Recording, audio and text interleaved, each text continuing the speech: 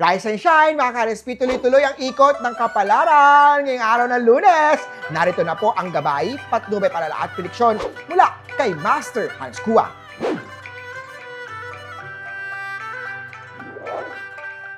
Simulan natin sa mga pinanganak ng Year of the Rat. Panahon na para aminin ang nararamdaman.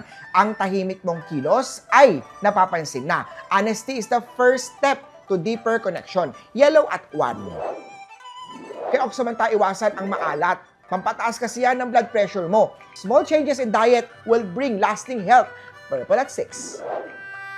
Kay Tiger naman tayo, mapapansin na ang creative side mo. Mas maraming hanga ngayong araw, kaya gamitin ang spotlight na to to build the momentum. Orange at 7.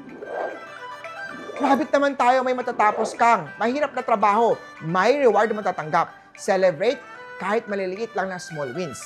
Green at 4. Drago naman tayo, magandang araw para bumili ng gamit para sa sarili. I-deserve mo ng upgrade dahil sa sipag at galing. Silver at 2. Kay Snake naman tayo, may darating na tawag o email na magdadala ng bagong opportunity. Stay alert at ready to grab it. Blue at 3. Simulan natin sa mga pinanganak ng Year of the Rat. Panahon na para aminin ang nararamdaman. Ang tahimik mong kilos ay napapansin na. Honesty is the first step to deeper connection. Yellow at 1. Kaya samantala iwasan ang maalat. Pampataas kasi yan ng blood pressure mo. Small changes in diet will bring lasting health. Purple at 6.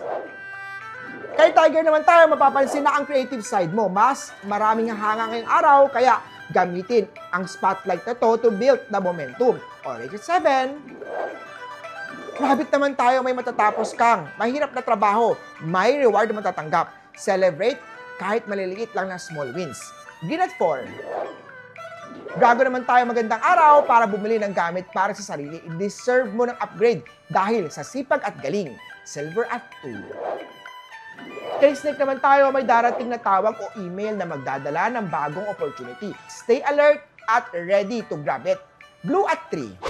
Abangan ang iba pang part ng Hansabe Part 2 dito lang po sa Rise and Shine Pilipinas.